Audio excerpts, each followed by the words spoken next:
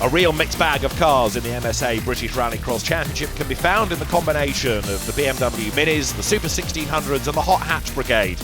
After the 3 qualifying heats, Paul Coney, unbeaten across all 3, is the top dog. He's out of the Super 1600 category, but there's plenty of action to come as well, with the BMW Minis very competitive indeed. And Paul Coney is setting some tough opposition in this first semi-final from Phil Chicken. He's on the middle of the front row, Coney on pole, Martin Hawks on the outside of row 1, his brother Andrew Hawks and his daughter Jenny on row 2, Terry Durden on the third row as the lights go green and it's blast off. Down they head towards Clervaux Corner for the first time. But Paul Coney, the reigning Super 1600 champion, is going to be very hard to beat in this race, I suspect. He leads the way as they turn their way through Clervaux Corner. And Phil Chicken slips back behind Martin Hawks in the red and black Mini. Their squabble for second place, I suspect, is going to let Paul Coney get away here as they work their way now through the chicane and onto the loose for the first time. Martin Hawks bouncing his way in the Mini along the back part of the circuit. But Paul Coney, with this immaculate Vauxhall Corsa VXR, leading the way and building the advantage all the time. He is going to take some stopping in all of this. He has been unbeatable all day long. Lots of understeer for Martin Hawks in second place. Phil Chicken tries to get up the inside of him. The 47-year-old, the operations manager, a very competitive rallycrosser. He's been in the sport for many, many years. 4th in last year's Super 1600 Championship. Accelerates down now towards Clervaux. And Phil Chicken, somebody who's also done quite a lot of competing on the continent, so he's well versed in the art of rallycross. He's going to need all of that experience though now to come back at the Mini ahead of him as Martin Hawks goes a little bit wide going through Hawthorne. Can he regroup? Phil Chicken almost into the back of him, went for a gap that disappeared. He hit the brakes and oh so nearly lost it, and oh so nearly collected Martin Hawks into the bargain. All of this means the leader is getting away, but it's a fierce fight for second place. Martin Hawks lucky to survive that. He was oh so nearly walloped by Phil Chicken. Andrew Hawks turns through. There is Terry Durden. His son Bradley, the junior champion of 2 years ago, is in the next semi-final. Second and third go through together. And still Martin Hawks is fending off the challenge coming here from Phil Chicken as they go down now into Clervaux. Chicken again looking the quicker. The Super 1600s, the more modified cars, in theory the faster. Again he looks for the gap on the inside at Hawthorne but can't do it. Tries the outside, he's going to run out of road, although Hawks is all sideways. Chicken's off the road and back on again. But that compromises him and it does damage to the back of the car. Look, it's ripped a huge chunk of bodywork off the back. They come across the loose now. They're heading down into the hairpin. Or at least the race leader, Paul Coney, well clear. The trim trailing Chicken accelerating now up through the final couple of corners over the timing line. The Chicken has had its wings clipped arguably here as the bodywork flaps around, but there is the real master, Paul Coney. Meantime, number 13, Jenny Hawks, Martin's daughter, turns her way out of the hairpin some way back, chasing after Uncle Andrew. Andrew Hawks in the entry as well, but there you can see the battered Chicken. Phil on the tail of Martin Hawks. Terry Durden continues further down the order in his Mini. Turns his way after being excluded from an earlier heat for a couple of jump starts from 6th on the grid. Paul Coney though turns his way down towards the hairpin, side by side for second. Phil Chicken has tried everything to get past Martin Hawks but to no avail. Every time he goes for a gap he finds a Mini in the way. Nose to tail they run out of the hairpin now, up over the timing line. But still, Martin Hawks hangs on to the place. Engines screaming as they bounce their way onto the tarmac and suddenly have all of that traction once again. You've got to be so good on the different disciplines here. The tarmac and then the loose. Phil Chicken tries the outside. He's got loads of understeer. It pushes out wide. Is he going to get up the inside? No, he's not. Couldn't get the switch back in time. So Martin Hawks hangs on to the place. Through they come, onto the loose. Meantime, Paul Coney looking good here for victory. He's down at the hairpin and he really has mastered the race thus far. He'd like a battle, yes, but equally he wants to qualify. Top 4 go through in each of these semi-finals. He's set for the race win, but who is going to be second? Martin Hawks finally goes wide and opens the door. Here comes Phil Chicken. There's a little bit of a contact between them. Chicken is through though, starting the last lap. Phil Chicken finally goes second. There's problems though for Terry Durden. Puncture, front left puncture. He's understeering his way around the final corner, but the danger is here that he won't get into the top 4. He might just try and limp on, but only the top 4 go through, so bad news for Terry Durden, a lap from home. So Paul Coney leads, Phil Chicken finally up into second place, but he's so far back, there's not really very much he can do about the race leader. Paul Coney turns his way out of the hairpin, and it looks as though victory is his for the taking. Up towards the line he comes, checkered flag at the ready, and Paul Coney wins semi-final 1 in the Super 1600s. The Vauxhall defeats the Citroën C2. Phil Chicken takes second place, Martin Hawks third, Andrew Hawks fourth, Jenny Hawks fifth, Terry Durden sixth, and it's the top 4 that will go through to the final. The grid is formed for the second semi-final. Craig Lomax in the very colourful Citroën is on pole position. David Bell and Bradley Durden in row 1. Rob Methold and Drew Bellaby row 2. Darren Scott at the back as we go racing. Craig Lomax, you're on board with him now then. Gets a good start. Darren Scott, in fairness, missing from the back of the grid after damage earlier on in the day. So it's just the 5 for 4 places into the final. Craig Lomax, he was the champion 2 years ago, leads the way. David Bell in the Mini, second, double Mini champion. And then Bradley Durden there on the outside line in the green and yellow Mini, being elbowed out a bit by Rob Methold. Bradley Durden was the junior champion 2 years ago, so lots of titleists all at the front. Rob Methold, though, trying to get in and amongst them, and Drew Bellaby, whose sister Paige has been doing great things all day long in the Super Nationals, she's in the mix as well. There is Drew Bellaby in 22 then, trying to find a way round on the outside. David Bell, it is in second place, so Bell and Bellaby together. But David Bell hangs on to the place, and it's Rob Methold who is dropping back then in 5th place as they come through at the end of lap 1. But Craig Lomax in the Super 1600 spec Citroën is getting away. No surprise there. The Super 1600s more modified, they're quicker, and so he ought to be able here to score race honours. Can he get himself into a challenging position against Paul Coney come the final though? Cars accelerating their way up round Hawthorne then now. David Bell keeping at bay, Drew Bellaby second and third they run, and really they're battling for top honours in the Minis. Although all these different classes run together, at the end of it you look at the different positions relative to your class and there are points available for that, so it's important to stay ahead of the opposition. Even if you can't win the race outright, you've got to be ahead of, for example, all the other Minis if you can be, because at the end of the year for the championship it's all going to be important. Bradley Durden coming into the mix looking 4th place. There is Lomax over the timing line. David Bell, best of the Minis, keeping at bay Drew Bellaby, and then Bradley Durden in 3rd spot. It's going to be those 4 that go through, seemingly. The one that will miss out is Rob Methold, unless somebody has a problem. Drew Bellaby taking a much tighter line all the way around Hawthorne. Drew came out of junior rallycross, had a spell in Suzuki Swifts, now into the Minis.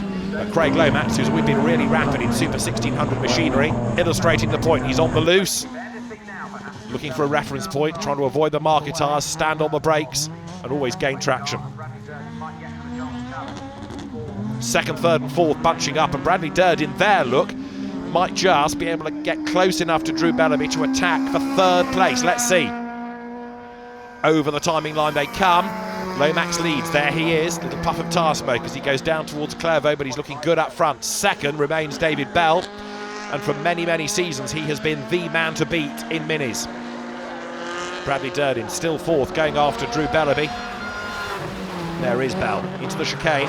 You can see how the gap widens against the Super 1600 machinery, and a big slide. Is it going to help him, because Bellaby closes now? Suddenly it is game on. A tiny slip by David Bell doesn't quite cost him the lead, but it's marginal. Here they come together now, working their way once more down towards the right-handed hairpin at the end of the lap. Sometimes a tweak of the handbrake is used there just to get you around the corner, but David Bell powers out the other side, hanging on to the lead of the Mini class in 2nd spot. 3rd overall Drew Bellaby, then Bradley Durden, and Durden has flattered to deceive a little bit in all of this. He's always been close, but never close enough to have a go. Craig Lomax continues to hold sway up front as the leaders work their way once again into Hawthorne. There is Lomax. Turns right, turns left, hits the loose. Car skips its way across that loose section, and Rob Methold, who's been a regular in club events for a number of seasons, there he is at the back of the pack. The The distinctive green and white Mini has lost out in terms of pace against the quicker cars, but Craig Lomax has just annihilated everybody in this race. Here he comes, up now towards the timing line as the Minis all bunch up down at the hairpin, second, third and fourth. They're running together now. You're on board with Lomax. Bell onto his last lap. Bellaby still chasing. Durden looking to try and gain out of any error from those up ahead. Down towards Clairvaux they turn, but David Bell looks as though he's going to come through and score honours amongst the Minis. There you can see next in the queue is Drew Bellaby. The only part of the family that's not racing today is Dad Dave, who was a very rapid supercar class driver last year with his Fiesta. Hopefully, budget can be found to get Dave Bellaby out on track later in the season. But as far as the Super 1600s are concerned, heading down towards the hairpin from loose to hard standing and back onto loose, Craig Lomax is set to win semi-final 2. Behind David Bell, it is Bradley Durden. Look round the outside, runs out of road, loses momentum. Craig Lomax wins semi-final 2. David Bell is going to be second and the best of the Minis. Third is going to be Drew Bellaby, and Bradley Durden is fourth. Let's confirm the qualifiers. Craig Lomax, David Bell, Drew Bellaby and Bradley Durden. Rob Methold fifth, Darren Scott not taking the start. Good win for Craig Lomax though. It's final time for the Super 1600s and the BMW Minis. The grid is complete. The pole position man is Paul Coney. He is going to take some stopping, but Craig Lomax and Phil Chicken with him at the front of the grid could just do so. David Bell and Martin Hawkes in the BMW Minis are on row 2 from Drew Bellaby, Bradley Durden and Andrew Hawkes. 6 laps of racing is about to get underway as the lights go green. Engines scream away from the line. On board with Craig Lomax, that's Paul Coney going into the lead, and on the other side Phil Chicken's going to out-drag him as well.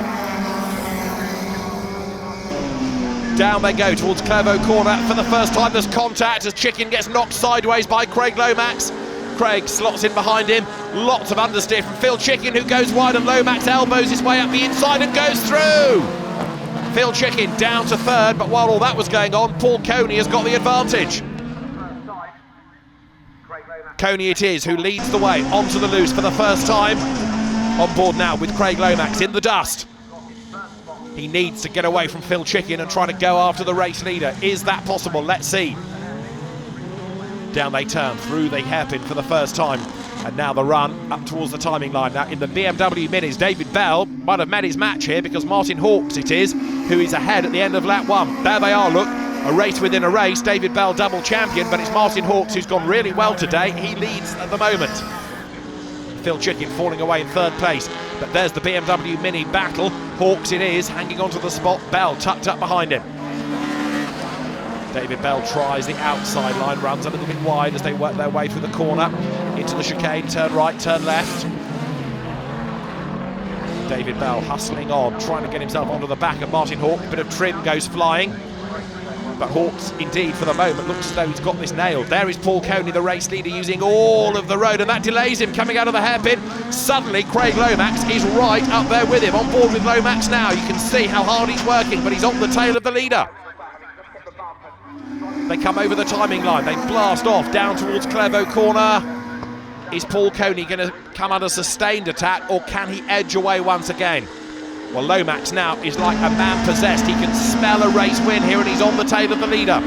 Paul Coney in the Vauxhall Corsa. Craig Lomax in the Citroën C2 right up behind him, and suddenly we've got a real race on our hands now. Coney is not now getting away. Lomax right up behind him, but which way does he go to try to overtake? It's down at the hairpin, but it's not an easy place to get through. Understeer, oversteer, hit a bump, run wide. Coney does so, and Lomax oh so nearly found a gap. He finds the marker tyres instead, and Coney comes out ahead of him, fends him off. There, further back in the pack is Drew Bellaby. Not going as well as she did in the semi-final. Maybe Drew has got a problem as the leaders go by now. We're on board with Lomax. The gap has widened, so he's got to throw everything at this as they work their way round Clairvaux.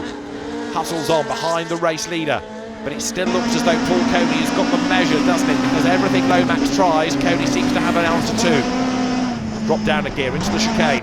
Gap comes down. Here's the Mini battle though. Martin Hawkes is still ahead of David Bell. Martin going better than ever. Turn right, turn left, hit the loose. There are the race leaders. Now marker tyres lie in the middle of the road. Another hazard, as if having to race nose to tail, and with the change of surface wasn't enough. There's now marker tyres to avoid as well. Paul Coney with really good acceleration out of the hairpin, breaks away. David Bell runs over the marker tyre. Bradley Durden closing up onto the back of him as they drop to the hairpin again. Through they turn. And now Lapri, Drew Bellaby gets out of the way of the leader. Paul Coney goes by, Craig Lomax goes by, but I reckon Coney has done enough here. The gap is widening again, isn't it? Just ever so slightly as they go into the chicane. Turn right, turn left. Across the loose they come.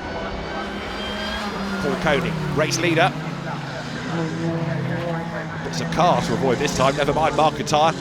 It looks as though he is going to score first blood, and look, another of those big marker tyres brought onto the road. Down at the hairpin there's some new curbing put in to stop the drivers cutting the corner and digging a trench. That marker tyre was there as well, but it's been brought more onto the racing line. They've got a lap to go and the lead gap has come down. The Minis are about to start the last lap and there's contact. David Bell hits Martin Hawks and hits the marker tyres, and there's bits of Hawks' car flying everywhere. It's getting lighter and lighter by the lap as more bits are accosted, but he's actually pulled away, and now David Bell is under attack from Bradley Durden as they go down to Clairvaux. The leaders are together. Lomax up on two wheels, hangs on to a big moment, but Coney gets away from him now. Paul Coney is on target here to score a race win. He's going to win outright. He's going to win the Super 1600 element as they steer clear of the marker tyres. Craig Lomax shaves them a little bit to get closer, but there's no way through. Coney does it again. The reigning Super 1600 champion wins round one of the championship at Croft as they come across the line, nose to tail. Paul Coney wins from Craig Lomax. Now what's going on in the Minis? Because there is Bradley Durden, who's on the back of Martin Hawks, and David Bell has fallen back behind them by the look of it. Bell's got a problem. So Martin Hawks it is who's going to be the mini maestro. He wins with Bradley Durden second. What a race! Confirmation of the results. Paul Coney wins from Craig Lomax and then Phil Chicken. Martin Hawks takes fourth and wins the BMW Mini battle from Bradley Durden and then David Bell. Martin Hawks leads the BMW Mini Championship from Bradley Durden. Bell third ahead of Andrew Hawks, Drew Bellaby and then Rob Methold in sixth place. In Super 1600, it's Paul Coney with a 3-point advantage over Craig Lomax. Phil Chicken third from Darren Scott fourth. And the next stop is Liverpool Hill.